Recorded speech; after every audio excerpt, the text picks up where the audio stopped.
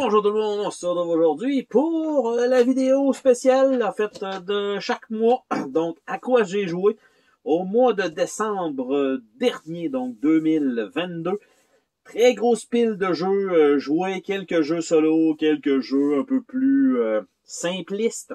Et donc, on va commencer ça immédiatement avec Friday. Donc, jeu uniquement solo.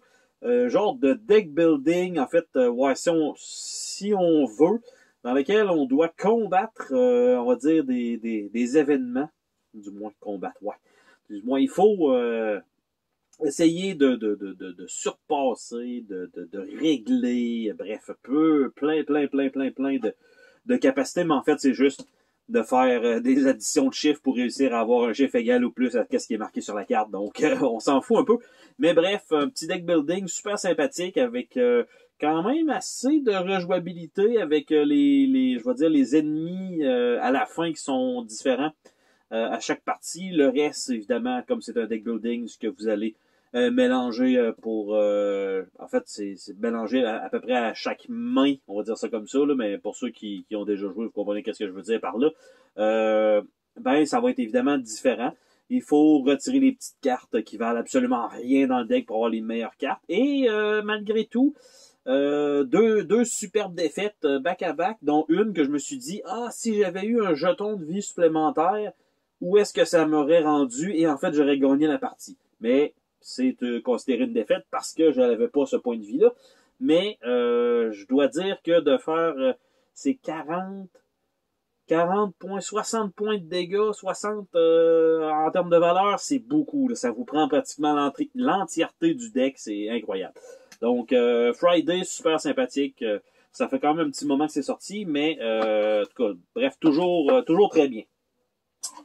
J'ai joué aussi une partie de Dolores, en fait, à 3 joueurs, qui est un des comptes, player count recommandé, qui est un jeu de set collection, mais pour pouvoir récupérer des cartes que vous voulez, en fait, c'est toujours une genre de guerre ou d'alliance entre deux joueurs, et il y a 2 cartes qui sont mises du côté de l'adversaire, 2 cartes qui sont mises de votre côté. Et tout dépendant de ce que vous allez faire, un peu comme un roche-papier-ciseaux, si on peut dire ça comme ça, si chacun veut avoir son côté on va dire, les 2 cartes qui vont lui appartenir, vous faites une poignée de main, évidemment, virtuellement parlant, vous n'êtes pas obligé vraiment de vous serrer la main. Chacun va ramasser ses cartes de chaque côté. Par la suite, vous avez la possibilité de faire, il me semble que c'est un pouce, c'est en fait, vous allez sélectionner une carte et l'autre joueur va prendre les cartes de son côté. S'il en reste une, il prend juste une carte parce que vous avez le droit de piger n'importe quelle des 4 cartes, mais juste une. Ou vous faites la guerre avec le point et vous ramassez toutes les cartes. Mais évidemment, si chacun fait les points, ben ce que ça fait, c'est qu'il n'y a aucune carte qui est ramassée. Si vous faites chacun la poignée de main, ben chacun vous ramassez votre moitié. Puis si chacun vous fait un pouce, personne ne ramasse rien et vous devez défaire une collection que vous avez en avant de vous. Et le but étant, avec un certain nombre de points, en fait, d'essayer d'avoir des doublons qui vont valoir, mettons, 6 points chaque, qui va faire x2. Bon, bref, il y a un petit calcul à faire avec tout ça. Quand même sympathique, pas super complexe. Il y a quelques petites cartes bonus là, qui viennent pimenter le tout, qui sont un peu aléatoirement placées dans le deck. Et vous avez la possibilité aussi, je crois que c'est la 16e carte en dessous, quelque chose de même qui est comme la finale. Donc, puis il y a une des cartes bonus qui vous permettent d'aller jusqu'à la fin du deck finalement. Il y a quand même une couple de petites twists intéressantes, quand même sympathiques. Et en fait, l'affaire, c'est que vous allez toujours jouer avec les 2 mêmes joueurs. Donc, si vous jouez à 4, par exemple, ça va toujours être le gars de gauche et le gars de droite. Vous allez avoir 0, on va dire ça comme ça, interaction avec le joueur en face de vous, qui serait comme le 3e joueur. Parce que mettons, vous êtes le 1er, 2e, 3e, 4e, ben, vous allez jamais avoir affaire à lui, sauf si vous utilisez une carte bonus, peut-être, on va dire, contre lui, entre l'échange du 2 et du 3, ou du 3 et du 4. Donc, bref, quand même, intéressant, pas super dispendieux, mais belle petite trouvaille. mais ça reste léger, là. Faut pas. Ça reste un filler, OK? Par la suite, j'ai pu faire une partie de Dice Conquest. Et Dice Conquest, en fait, avec le set de dés et un paquet d'ennemis, en fait, on doit passer à travers des ennemis et la rejouabilité, c'est sûr qu'il n'y aura pas de surprise parce que tous les ennemis, on les rencontre au complet et on a le boss de fin. Chaque ennemi peut posséder un objet spécial qui va nous servir. Chaque héros a deux compétences, une compétence passive, on va dire ça comme ça, qu'on peut utiliser, et aussi une autre, ça nous prend un dé avec une telle valeur pour pouvoir activer ce pouvoir-là. Il y a des ennemis, évidemment, qui nous contrent ça, qui font des plus 1, moins 1, en tout cas, plein de trucs, qui nous forcent à mettre des pairs. Bon, bref, il y a de quoi faire. Le système de jeu est super bien, très simple, pas trop d'ambiguïté avec les règles malgré tout, parce que la majorité du contenu reste que c'est sur les cartes, autant les héros que les ennemis. Parce que, tu sais, ils vont juste nous dire, tu roules les dés, t'as un pot, t'en prends un, tu n'assignes un. À chaque tour, tu dois en assigner un. Si le pot est vide, tu dois passer. Après ça, ça rajoute des ennemis. Et nous, notre début de partie a très mal débuté. On s'est fait ramasser, mais on a réussi à survivre. Et finalement, en comprenant un peu plus le jeu, là, on a commencé à faire des combos. Et finalement, on a gagné notre partie. Donc, ça a quand même bien été, mais ça demande quand même beaucoup de communication. Mais Dice Conquest, franchement, pour la valeur que c'est pour le contenu et le gameplay, franchement, un beau petit jeu. J'ai pu également faire un autre Deckscape ce mois-ci. Celui-ci étant le mystère de l'Eldorado. Et en fait, celui-ci m'a beaucoup plus plu que le dernier que j'avais joué, qui était Braquage à Venise. Franchement, Braquage à Venise, je m'étais dit quasiment, si c'est ça pour la suite, je vais pas vraiment apprécier. Celui-ci, vraiment, plus retour aux sources. En fait, avec une petite twist intéressante qu'on doit choisir des objets au début pour faire notre histoire. Et dépendant de ce que vous avez choisi, évidemment, il y a des passages qui vont être plus faciles ou plus difficiles. Franchement bien. Et pas trop d'énigmes tordues de « Ah, ça fait pas de sens ». Vraiment quand même assez logique dans leur choses. Et bref, pour l'instant, celui-là étant le meilleur que j'ai pu jouer, ça m'a pris quand même, on va dire, 2 heures pour le jouer, mais somme toute, franchement, superbe. Entre les 3 premiers, là, dans l'ordre, celui-là, c'est vraiment mon préféré. Donc, ceci étant dit, par la suite, j'ai joué quelques parties de Draconic Dice. Pour ceux qui connaissent peut-être le jeu Strike, il existe aussi une version Harry Potter de Strike dans laquelle vous avez des dés avec des valeurs et simplement vous les lancez dans une genre d'arène. Ça fait un peu penser à ça, en fait, ce jeu-là. Vous avez un paquet de dés, vous lancez ça sur la table. Il y a 3 symboles possibles. Vous lancez des têtes de soldats, vous écartez ces dés-là pour tout le monde. Vous avez des torches, vous les mettez dans le milieu de la table. Vous avez des dragons, vous devez donner les dragons aux autres. Les faces qui restent, qui sont vides, vous devez conserver ces dés-là. Le but étant de ne plus avoir de dés. Les règles, malgré tout, autant être simples dans ce que je viens de dire, laissent une opportunité d'interprétation de la finale. Ça peut être dès qu'on n'a plus de dés, la partie est terminée, ce qui fait que vous pouvez lancer un jet de dés miraculeux avec que des trucs que vous vous débarrassez, ce qui fait que vous gagnez immédiatement, ce qui fait pas super bien. Mais sinon, vous avez, selon la tournure de phase, vous pourriez aussi dire si vous devez lancer des dés et que vous n'en avez plus, vous gagnez. Ce que ça veut dire, c'est que lorsque la partie va avancer, si personne ne roule de dragon avant que ça revienne à vous pour vous donner ces dés-là, vous complétez la partie comme ça. Ce qui fait que vous avez comme 2 modes de jeu. Un qui joue extrêmement rapide, bang, vous n'avez plus rien. Et l'autre, que vous avez une possibilité que ça s'étire un petit peu, mais ça joue vraiment qu'on va éliminer beaucoup plus de dés tout le long de la partie pour qu'au final, ça puisse arriver comme finale. Avec un ou l'autre, mais ultra simpliste, c'est pas quelque chose que je pense nécessairement sortir souvent non plus comme jeu, parce que c'est pas comment je pourrais dire ça, c'est pas motivant. On fait juste bang, puis c'est tout. La seule option qu'on a, c'est de donner les dragons à quelqu'un. On s'entend qu'on va toujours donner les dragons à celui-là qui a le moins de dés ou presque, ou de diviser. C'est à peu près ça. C'est la seule option, le seul choix que vous avez dans le jeu. Donc, pour ceux qui se demandent est-ce que ça me plairait, dites-vous que vous avez que ça à faire. Est-ce que ça fait pour du monde qui ne joue pas des jeux? Oui. Est-ce que ça fait pour des joueurs? Non. Donc, ça, c'est fait. J'ai également joué une première partie à vie de Anachronie, donc ici en édition essentielle, avec j'ai les miniatures aussi pour aller avec ça. Et donc, je vais le mettre ici comme ça, je pense que ça va être mieux. Donc, Anachronie, en fait, superbe production, de la couleur un peu partout, le artwork. Oui, un livret de règles quand même assez épais, beaucoup de trucs, de compréhension, peut-être pas expliqué dans l'ordre que ça devrait. Comme ils nous disent, bon, ben il y a 5 phases, mais à la deuxième phase, pour comprendre celle-là, vous êtes mieux de lire le reste, puis d'en revenir après. Il y aurait peut-être eu façon de l'expliquer un peu mieux pour qu'on le comprenne dans le bon ordre.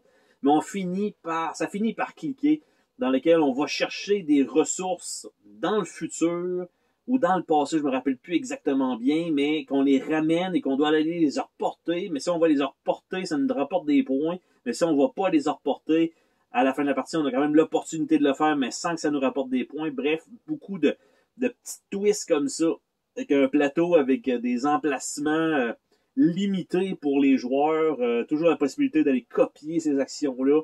Vous avez du développement sur votre plateau aussi. Vous avez de la gestion de ressources. Le jeu fait beaucoup de choses très bien. Il n'y a pas un point négatif sur le jeu, évidemment. Là, c'est marqué 30 minutes par joueur. C'est beaucoup plus long que ça. On parle plus d'une partie.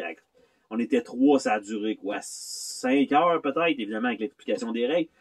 Ce qui est quand même long, mais une fois qu'on est lancé, ça se joue. Mais il y a beaucoup de choix à chaque tour, beaucoup d'options. Franchement, super belle découverte, Anachronie. En fait, ça fait un moment que je l'avais, mais j'avais juste pas pu. J'ai juste pas eu l'opportunité de pouvoir y jouer. Mais franchement, super titre. Par la suite, on a des fois des jeux dans lesquels on joue qui sont, comme je disais, un peu plus légers dans le lot. Et des fois aussi des oldies. Et donc, j'ai fait une partie de Cédric Sacrée Journée. Et donc, Cédric Sacrée Journée, en fait, c'est un jeu qui devait être pour un public un peu plus, je vais dire, début d'adolescence qui ont connu aussi ce personnage-là. Et peut-être un peu adulte aussi pour qui peuvent jouer avec les enfants. Mais le jeu lui-même, je dirais, on peut être un peu méchant dans le jeu, mais en gros, c'est beaucoup du dice rolling. Vous lancez des dés, vous avancez sur telle couleur, vous faites un test avec un autre dé, lui, un D6 normal, et à ce moment-là, ça va simplement vous dire est-ce que vous passez le test ou pas. Si oui, vous marquez la valeur de ce test-là sur votre carton, et quand vous arrivez au bout du parcours, donc sur le plateau, eh bien, vous avez en fait, vous devez prendre une photo avec Shen, parce que Shen étant la petite chinoise ultra cute que Cédric veut essayer d'avoir malgré son jeune âge. Et donc, en fait, il veut juste se faire prendre en photo avec elle, c'est ça le but. Et quand vous arrivez à cette étape-là, vous devez avoir au minimum des valeurs dans chacune des 6 couleurs. Les 6 couleurs de test. Donc, ça joue beaucoup de chances de savoir sur lequel vous allez tomber. Est-ce que vous allez tomber sur une des couleurs? Parce que ça se peut que vous fassiez le tour et que vous tombiez uniquement sur la même couleur tout le long de la partie, ce qui n'est pas impossible, mais ce qui ne vous avantagera pas parce que vous allez faire à la fin 6 tests, un par couleur. Donc, vous devez avoir réussi des tests sur le plateau. Donc, vous allez tourner en rond comme ça. Ah, j'ai pas ce qu'il faut, je continue. J'ai pas ce qu'il faut, je continue. Et ainsi de suite jusqu'au temps que quelqu'un puisse faire les tests. S'il réussit, il pige une carte. et doit trouver sur le plateau à quel endroit cette photo-là doit ou a été prise et doit terminer son tour sur cet emplacement-là. Évidemment, il pourrait dépasser. Automatiquement, il va s'arrêter sur la bonne case. Contrairement aux autres jeux que vous devez arriver pile dessus, ça ferait pas de sens, ça serait débile.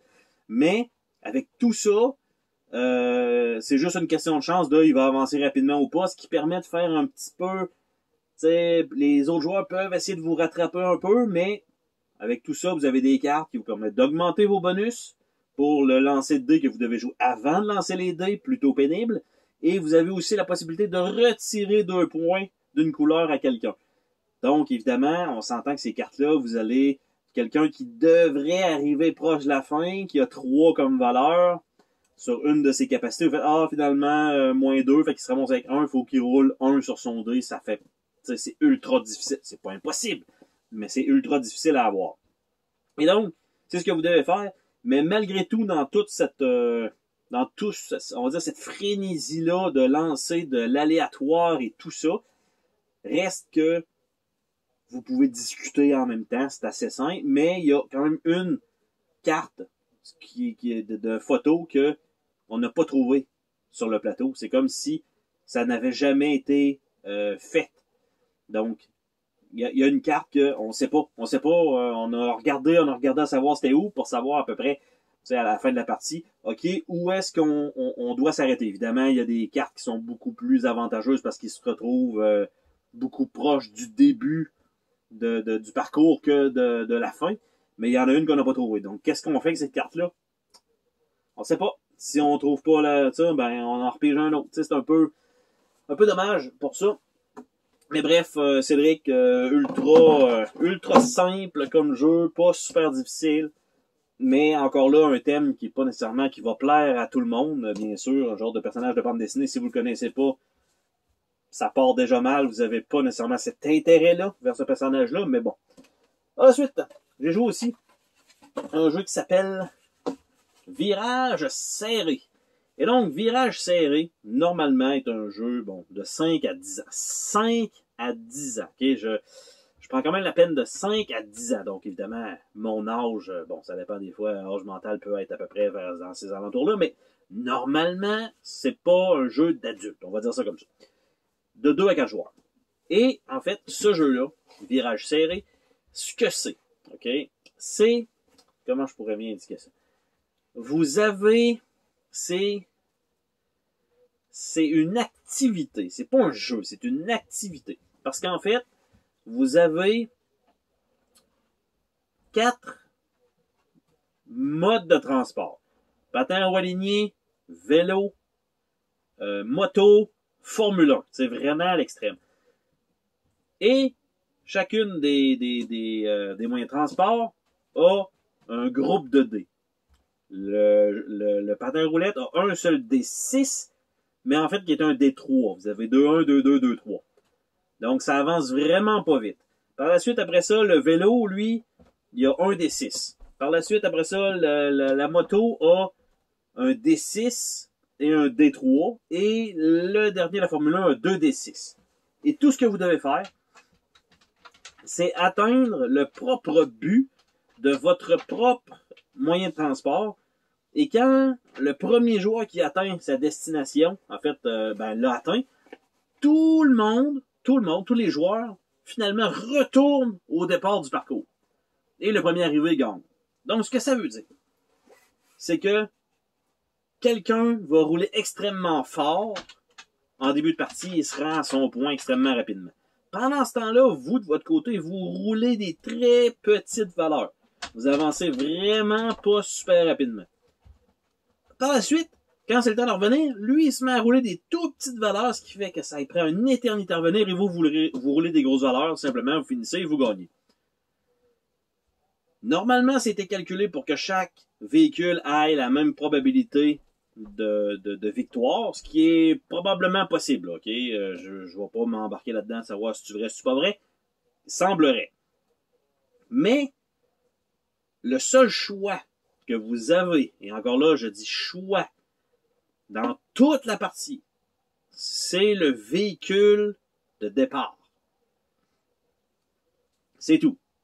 Mais si vous lancez un dé pour savoir qui va avoir quoi, c'est encore pire parce que vous avez aucun choix dans le jeu. Vous mettez ça en place, vous roulez les dés, vous avancez. Si vous arrivez sur la case qui contient quelqu'un, finalement, vous avancez pas et vous roulez. Ça va à l'autre, ça roule, ça roule, ça roule, ça roule. C'est que ça jusqu'à la fin de la partie. Il n'y a aucun power-up, il n'y a aucun ajustement, il n'y a aucun raccourci. Le chemin est fait, il n'y a rien d'autre. Quand on me dit 5 à 10 ans,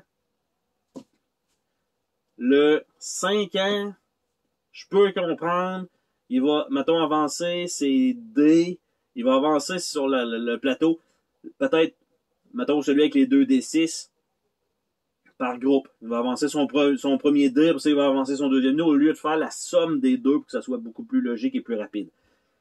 C'est la seule chose que je vois là-dedans. C'est une activité, il y a, comme je disais, aucun choix, donc, franchement, plutôt décevant. Faut pas le voir comme un jeu de société. Oui, je sais qu'il y a quand même un certain aléatoire qu'on doit avoir dans un jeu pour rendre ça un petit peu plus thrillant, mais là, franchement, il n'y a rien. Ça permet de discuter, vous roulez, ok, c'est beau, j'ai avancé, t'as gagné, ah bon, c'est ça qui est ça. Vraiment, quand même, peut-être une opportunité ratée de pouvoir faire un petit peu mieux avec ce jeu-là. Celui-là, d'habitude, je dirais que les Ravensburger, j'aime bien parce que ça reste assez léger pour qu'on puisse le sortir un peu n'importe où, mais celui-là, vraiment trop simple. Je pense qu'il n'y a pas de... Comme on n'a aucun choix, ça s'arrête là.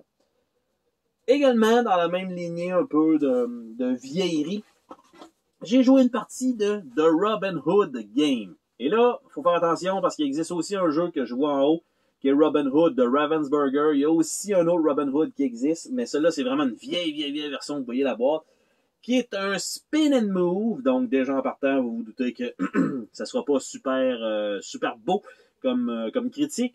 En fait, le jeu fonctionnerait bien si c'était pas de quelques petits points de règle qui sont ambigus, on va dire ça comme ça. Le jeu est ultra simple.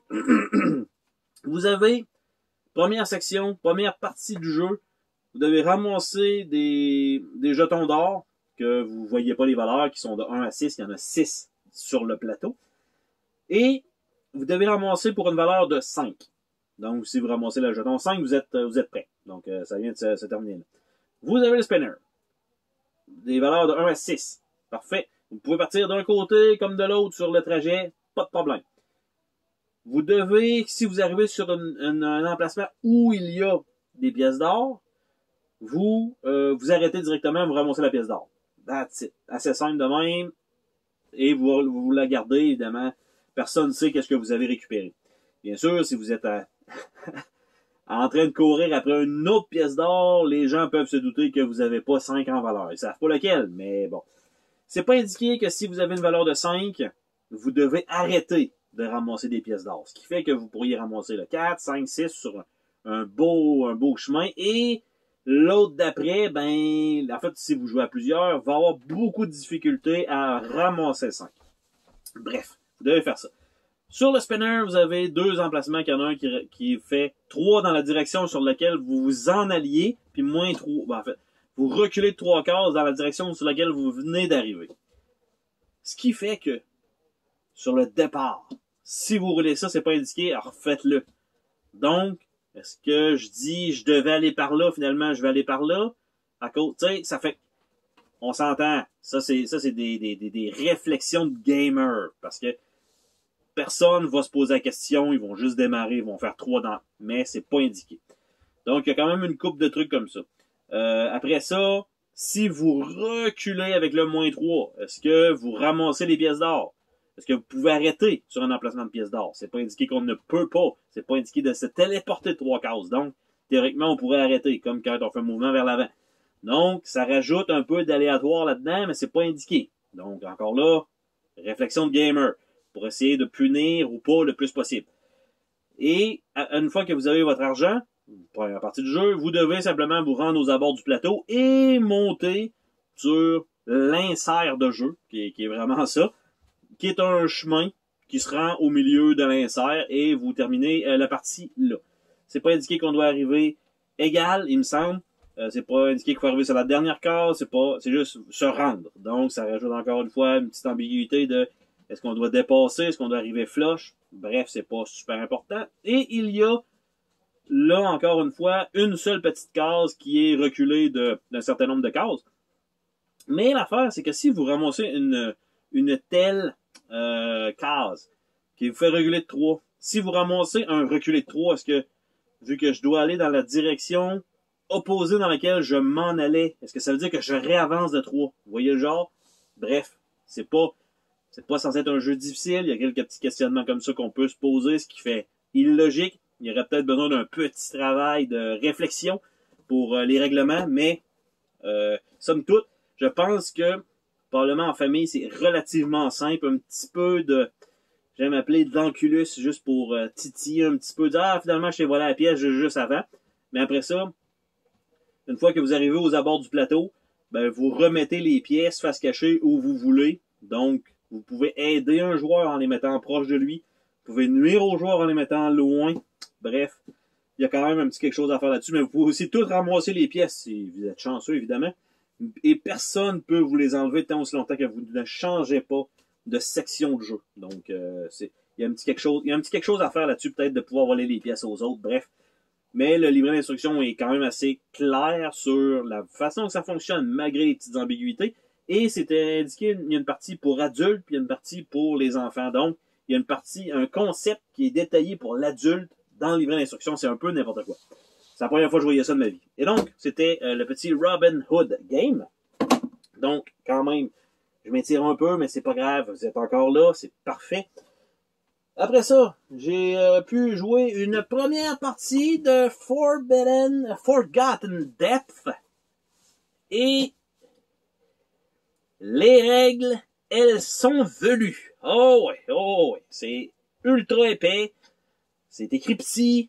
Le livre et la grosseur de la boîte. C'est vraiment, le concept est intéressant, mais il faut aller voir du gameplay. Il faut avoir le livret d'instructions mis à jour parce que celui-là qui est fourni des petites affaires, déjà les composantes en partant, ça fonctionne pas. Il faut vraiment aller sur le net pour remplacer, on va dire, son propre livret. Ça fait pas de sens, mais c'est pas grave.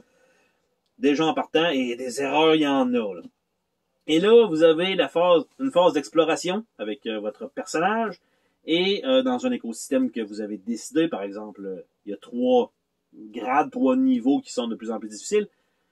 Et vous découvrez la carte, tranquillement, pas vite, mais vous décidez d'arrêter n'importe quand pour faire les rencontres. Ou pour allumer un feu. Mais de la façon dont c'est expliqué dans le livret, c'est comme si vous pourriez tout mettre les cartes, puis décider ce que vous faites après. Mais c'est pas exactement ça. Il y a quand même des petites restrictions intéressantes dans le jeu, qui fait que vous pouvez perdre la partie si vous n'êtes pas capable de placer des tuiles, un peu à la Carcassonne, un peu pour le genre de placement. Et les affaires, c'est pas clair pour les murs. Ça passe-tu là dans le tunnel? Ça passe pas. Tu sais, quand tu te poses des questions comme ça, c'est un peu dommage. Ça enlève un peu l'immersion. Après ça, on tombe au système de combat super sympathique avec deux cartes contre 2 cartes ennemies. Si vous avez une égalité, vous faites un bloc. Vous avez la possibilité de faire un bloc. Ça fonctionne. Si vous avez l'avantage, parce que vous avez une carte plus haute, en fait, vous faites ce nombre de dégâts-là. Mais lui, il va faire la différence entre les 2 cartes. Donc, évidemment, si vous faites 6 de dégâts, il fait 1. Oui, vous faites 6, mais lui, il vous fait 5 en retour. Donc, des fois, c'est pas avantageux d'avoir des si grosses cartes tout le temps. Mais le système est quand même bien. Mais encore là, très mal expliqué dans les livres de règles, ce qui fait que ça brise l'immersion quand on arrive à combattre 4 ennemis en même temps. On met 4 jetons de vie, mais c'est pas indiqué qu'on peut cibler lequel on veut. C'est pas clair. Fait que là, on se dit, bon, on va toujours attaquer le même, mais là, si j'attaque le même et je le tue, toi, tu fais quoi? Finalement, t'attaques dans le vide. C'est pas indiqué. Il faut interpréter, il faut inventer un peu une partie de règlement. Ça me dérange un peu. Mais, après ça, on va voir sur le net, il y a des gens qui ont posé des questions. Finalement, on comprend qu'on a quand même bien joué, mais on pouvait on pouvait choisir nos cibles. Bref, malgré tout, le concept, la façon dont notre personnage évolue, qu'on ramasse des objets, qu'on ajoute des cartes dans notre deck pour attaquer, la façon dont on place la map et on décide quand est-ce qu'on arrête. Quand en plus de ça, il y a comme un genre de mini-game dans la construction de la map, avec certains petits trucs qui doivent s'agencer ensemble, quand on a un pattern créé, on peut aller voir un certain lieu qui va être unique. Ça, c'est quand même franchement bien foutu. Mais le livre de règles brise pratiquement tout le jeu. C'est assez mal écrit, il y a des erreurs, il manque des cas de figure, ce qui donne trop de latitude pour le joueur, en fait, à penser qu'il joue bien, mais finalement, c'était pas correct. Bref, beaucoup de travail à mettre là-dessus, mais le jeu en tant que tel a énormément de potentiel. Par la suite, il en reste encore, il en reste 4, 5, donc restait encore un peu. J'ai fait une partie de Terror Below, qui est en fait clairement un Tremor-like, mais on s'attendait peut-être à se dire « Ah, mais finalement, on va aller tuer les vers, puis ça va être un genre de jeu co-op. » Non, finalement, c'est un pick-up and delivery. C'est comme ça. Vous avez des lieux sur une genre de carte, qui est dans le désert. Vous avez par la suite les genres de gros vers qui vont sortir ici et là, qui ont chacun des types différents, qui ont un pattern dans lequel ils vont lancer des rochers un peu partout, ils vont pondre des œufs, et vous, votre but, c'est de faire des points. Faire des points, c'est vous éliminer des vers ou vous ramassez des œufs de telle couleur, vous allez les porter à tel endroit pour récupérer des cartes qui sont disponibles pour tout le monde. Quelques petites twists intéressantes sur les armes, mais beaucoup de take that de « Ah, finalement, je te vole un œuf. Ah, finalement, je te déplace. Ah, finalement, tu perds ton pilote. » Tu sais, il y a une couple de petites cartes comme ça que je dirais qui ne m'ont pas plu pour le gameplay lui-même. Ça se présente bien. Visuellement, c'est super intéressant. Il y a deux côtés de plateau qui rajoutent une petite difficulté. La mécanique est tout de même intéressante dans le jeu. Quelques petites incohérences, comme moi j'avais finalement un chien comme capitaine de mon équipe, que je pouvais être en véhicule et creuser. C'est super. Donc, je pouvais aussi aller attaquer avec un lance-roquette. Vous voyez le genre. Et il y a quelques petites choses, encore une fois, côté des objets. Ah, ben, vous avez un truc que vous devez faire à chaque début de tour. Ça se peut qu'on s'auto-kill. Tu sais, il y a une couple de petites choses qui mine un petit peu l'aura, je vais dire, du jeu, qui fait que c'est correct, mais sans plus. Je peux pas recommander ce jeu-là à cause de 2-3 petits points négatifs qui sont juste assez irritants pour dire que c'est pas... Oui, c'est bien, c'est beau, ça fonctionne bien, mais il y a des petites choses pour, je vais dire, mon groupe de joueurs qui fait que c'est pas l'idéal. Bref, c'était ma petite critique personnelle. Par la suite, finalement, il y avait une petite boîte cachée. J'ai joué à One Card Dungeon. Et son nom le dit, c'est une seule carte, un carton recto-verso qui va servir 12 fois. Donc, vous avez un côté, l'autre côté, l'autre côté, l'autre côté, et après ça, vous recommencez avec on va dire le premier côté, mais vous avez les niveaux avec un certain nombre d'ennemis qui spawnent, qui sont les 4 mêmes ennemis à chaque fois, et vous allez faire ces ennemis-là, vous allez les combattre 3 fois. C'est un jeu avec simplement des dés qui vont servir pour, on va dire, des habiletés, définir vos habiletés, qui vont définir vos points de vie, qui est aussi votre personnage, et les ennemis, même chose, des petits D6, et vous allez avoir à chaque tour un certain nombre de dés à lancer que vous allez décider de mettre sur de l'attaque, du mouvement, ou de la défense, et essayer de survivre jusqu'au niveau 12. Je me suis rendu, je crois, au niveau 6 et je suis mort finalement. Il y a une possibilité d'avoir des mini-extensions déjà fournies qui sont des personnages, parce qu'à la base, vous jouez juste un aventurier sans classe. Et ça fonctionne bien, ok? Franchement, le jeu, pour 12, 13 $ peut-être que ça vaut. Pour un petit jeu solo, là, ultra portable, super efficace. Une carte, un petit livret de règles, pas trop... Quelques petites choses peut-être sur les diagonales, ça, mais somme toute, ultra fonctionnel. Donc, franchement, One Card Dungeon, et non pas One Deck Dungeon, One Card Dungeon, super efficace. Pour ce que c'est, évidemment, pour un jeu solo. J'ai pu aussi essayer Resident Evil 3 de board game. Donc, ça faisait quand même un moment que je l'avais. J'ai joué aux 2 il y a longtemps.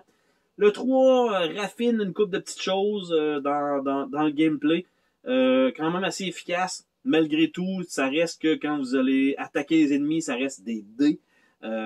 Et les dés sont très, très, très difficiles à avoir. En fait, c'est que vous avez comme un succès qui va éliminer ou faire un dégât à l'ennemi. Vous avez un push et 4 vides sur un D6. Donc, vous n'avez pas beaucoup de chances de faire exactement ce que vous voulez dans le jeu. Vous allez dépenser beaucoup de balles. C'est très bien rendu le fait qu'on manque de munitions, on manque de vie, on n'est pas obligé de tout tuer. Il faut utiliser le système de jeu d'ouverture de porte. On voit les ennemis, ils nous voient, ils avancent, on ferme la porte, ils ne s'activent plus. Il y a une couple de trucs qu'il faut prendre en compte. Les règles, super bien écrites, pas d'ambiguïté. On met les trucs en place et on joue. Donc, ça fonctionne hyper bien. Super bonne facture aussi. Les tuiles sont claires. On voit super bien. Bref, ultra efficace. Resident Evil 3. J'ai joué également une partie, désolé, de Spider Wars. 2 parties en fait, une ou 2. Bref, Spider Wars, c'est un jeu abstrait dans lequel vous allez avoir un plateau vertical et vous allez avoir des araignées, donc 2 petites et une grande, on va dire ça comme ça. Vous avez 2 objectifs possibles. Vous rendre de l'autre côté, donc dans la base adverse, ce qui fait un peu penser à Onitama. Vous rentrez dans la base adverse avec n'importe quelle de vos araignées ou éliminer toutes les araignées. Et là, de la manière que ça marche, c'est que les araignées ont comme des genres de pattes qui rentrent dans le plateau vertical comme une grosse toile. Et vous avez comme des nodules. Et là, tout simplement, vous allez pouvoir joindre tout ça ensemble. Et la plus grande, en fait, skip un des points dans le chemin. Et il y a une petite règle avec les attaques, en fait, que quand vous avez une patte dans le vide, ben, quand vous la remettez, vous devez la mettre dans l'axe possible ou derrière. Vous pouvez pas la mettre en attaquant. Donc, il y a un coup de petits twists comme ça, mais hyper simple. Un peu abstrait malgré tout, mais super fonctionnel. Évidemment, c'est sûr que c'est pas le genre de jeu à l'époque qui aurait été apprécié probablement par les jeunes, parce que ça reste un jeu, comme je dis, extrêmement abstrait sur un peu comme les échecs de je vais aller là pour que toi, dans le fond, je te bait, t'avances un peu là, finalement, je t'attaque là et je me rends à ta base. Il y a une couple de petits twists comme ça qu'il faut prendre en compte lorsqu'on joue à Spider Wars et c'est pas un jeu de cette stratégie-là, je pense, qui était apprécié, du moins quand je regarde la boîte, c'est quand j'étais gamin, ben, ça aurait pas, tu sais, visuellement, oui, c'est attrayant, il y a le plateau, tout ça, mais on n'aurait pas joué comme ça doit être joué, qui est quand même un jeu très, très, très tactique. Donc, voilà. Par la suite, j'ai essayé une partie de Plax. Et Plax, vous allez voir le vidéo déballage éventuellement sur la chaîne. La manufacture, on va dire ça comme ça, là, du plateau, ça me plaît pas. Le tapis de jeu est pas parfaitement en ligne. Les trous pour mettre les petites tiges sont trop serrés. Ça aurait pu être mieux fait que ça. Les billes en bois qui servent de ballon, ils ont un côté plat, ce qui fait que c'est ultra aléatoire. Ça va jamais là où on veut tirer. Les collants ne tiennent pas tout le tour de la bande. Le plateau est pas 100% droit. Donc, beaucoup, beaucoup de choses qui font que pour un jeu de dextérité, ça brise totalement. C'est comme dire, en plus de si vous n'avez pas de talent, on rajoute un petit côté aléatoire à tout ça. Donc, en plus, si vous pensez être bon, ben vous n'allez même pas être bon parce que ça va pas aller exactement là où vous pensez que ça va aller. Donc, alors que je pensais peut-être avoir un genre de jeu style compétition, style croquignol un peu, dans ce genre-là, finalement, on se ramasse que ça fait pas de sens. même si on avait une bille ronde, c'est qu'elle ne s'arrêtera pas nécessairement. Il y a un petit tapis quand même, là, mais ça ne s'arrêtera pas directement où on veut. Donc, en plus de ça, malheureusement, pas efficace. De la manière dont la boîte est conçue aussi, vous voyez déjà, ça lève des deux côtés, c'est déchiré. Oui, pour le transport, le styrofoam et tout ça, mais le plateau est flippé à l'envers, ce qui fait que on peut pas garder toutes les composantes ensemble et juste avoir gardé le plateau de jeu puis se débarrasser de la boîte. On n'a pas ça, il faut toujours le remettre dans la boîte. Bref, franchement, un hard pass pour ceux qui s'attendaient peut-être à avoir ça. Je dirais, malheureusement, passez votre tour, allez peut-être vers Clask, qui joue avec les aimants en dessous de la table. Peut-être que ça va être un peu plus appréciable. Bref, celui-là, très déçu. Je l'attendais, j'ai presque fait une précommande et finalement, j'ai mis la main dessus. Très déçu. Et le dernier jeu que j'ai joué ce mois-ci, c'est Zaxxon, qui est tiré du jeu Atari ou Arcade du même nom. Et en fait, c'est un jeu à 2 joueurs seulement, ce qui est quand même plutôt rare à l'époque, parce que ça, si je me trompe pas, c'est genre 1978 ou quelque chose comme ça. C'est très, très, très, très vieux. Avec super des belles petites composantes, malheureusement, qui n'ont pas toffé, on va dire, dans le temps, à cause des petits avions qu'on peut monter et descendre sur une genre de petite tige, ce qui fait que les petites tiges sont brisées, donc ça fonctionne plus. Mais bref, on peut mettre au pire les avions sur le côté, ça fait le même principe. Parce que vous avez le concept de voler en haut ou être au ras du sol. Vous devez détruire certains objectifs pour pouvoir aller dans le milieu du plateau. Milieu du plateau extrêmement destructeur, dans lequel vous pouvez faire un duel entre les deux véhicules, les 2 jets, les 2 avions, parce que vous avez deux avions de chaque côté. Et en fait, c'est comme un M. Donc, la lettre M, comme, on va dire, pour le plateau. Vous avez chacun un côté. Et quand vous arrivez en haut de chacun de votre section, ben, tout simplement, c'est que vous allez vers le milieu et vous revenez dans le milieu. Et une fois que vous avez atteint certains endroits sur le plateau, bref, qui était de détruire toute la ligne qui était à côté de vous, vous allez toujours réapparaître si vous mourrez au même endroit et vous devez refaire votre chemin. Il y a une couple de petits twists avec un spinner et des dés. Ça prend les 2, donc c'est pas juste un spinner et c'est parce que souvent à l'époque c'était ça. Un dé pour l'initiative qui va aussi être votre nombre de mouvements. Par contre, celui qui a l'initiative la plus basse joue en premier et doit virer le spinner. Le spinner va faire que ce soit les canons ou soit les missiles qui vont attaquer dans le tour. Et aussi, un peu plus tard, quand Zaxxon va être activé, si Zaxxon s'active, et comme Zaxxon s'active et que vous avez l'initiative, vous allez bouger Zaxxon du nombre de points d'action que vous allez vous-même bouger. Ce qui fait que vous attaquez l'adversaire en étant en initiative. Après ça, vous bougez votre propre avion. Évidemment, c'est bien rare que vous gagniez à ce moment-là. Surtout quand ça arrive comme ça. Et là votre adversaire va jouer avec son nombre de points d'action. C'est quand même assez bien. C'est bien foutu. C'est pas wow, là, visuellement, là, quelques petits modules en plastique, des petits murs qui servent à rien, juste mettre un peu d'ambiance dans le jeu. Le Zaxxon n'est pas super beau non plus. Mais chacune des sections est comme, OK, là, vous devez voler un peu plus haut. Vous avez toujours comme un peu quelque chose à faire et non pas juste, je vole, je me rends au bout puis je tire Zaxxon. C'est pas ça. Il y a quand même, vous devez détruire le missile, vous devez détruire ça, vous devez tirer la canisse de gaz, vous avez passer par-dessus le mur. Après ça, vous avez la zone dans laquelle vous allez pouvoir attaquer l'adversaire. Puis une fois que vous êtes sorti, vous n'avez plus le droit. Après ça, vous avez une zone que vous ne pouvez pas détruire les canons, mais vous devez passer à travers. Après ça, il y a une zone que vous ne pouvez pas rentrer dans la zone de Zaxxon, mais lui, il peut tirer à l'infini en termes de distance. Bref, il y a une couple de petits twists, un petit peu d'abstrait là-dessus. Mais franchement, j'ai ultra apprécié la partie. C'est super fonctionnel alors que ça n'a pas l'air de ça. Vous voyez le matériel fait. What the fuck? 2 joueurs assez rapides, malgré tout. Oui, un petit peu de...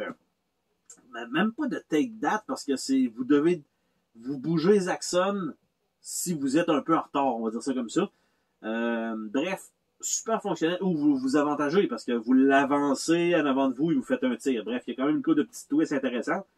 Et pratiquement, je pense que avec les règles, je pense qu'on n'a eu aucune question à savoir qu'est-ce qu'on doit faire dans telle situation. Tout est expliqué, tout est fonctionnel, tout marche.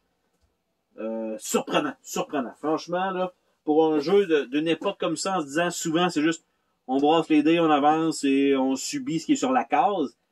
Celui-là, avec une grille hexagonale, franchement, surprenant. Très, très surprenant. Il y en a que j'ai vu un peu les critiques, les gens vont comme, ah, c'est Random Fest.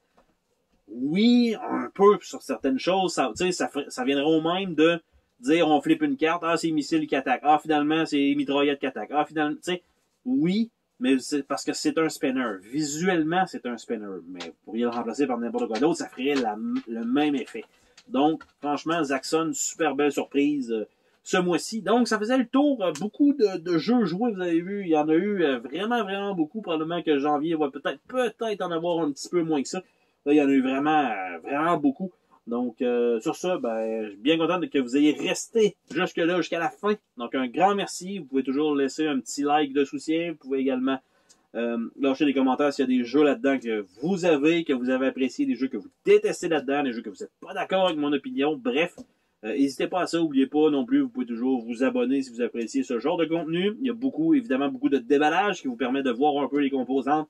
Des fois aussi de créer un petit engouement qui va peut-être faire que, ah, ben finalement, c'est intéressant, ou ah, finalement, non, pas du tout, ça m'intéressera pas selon ce que je viens de voir. Bref, ça sert un peu à ça plutôt que de faire des vidéos de gameplay et tout ça. Donc, sur ce, on se dit à la prochaine pour une autre vidéo. Salut tout le monde!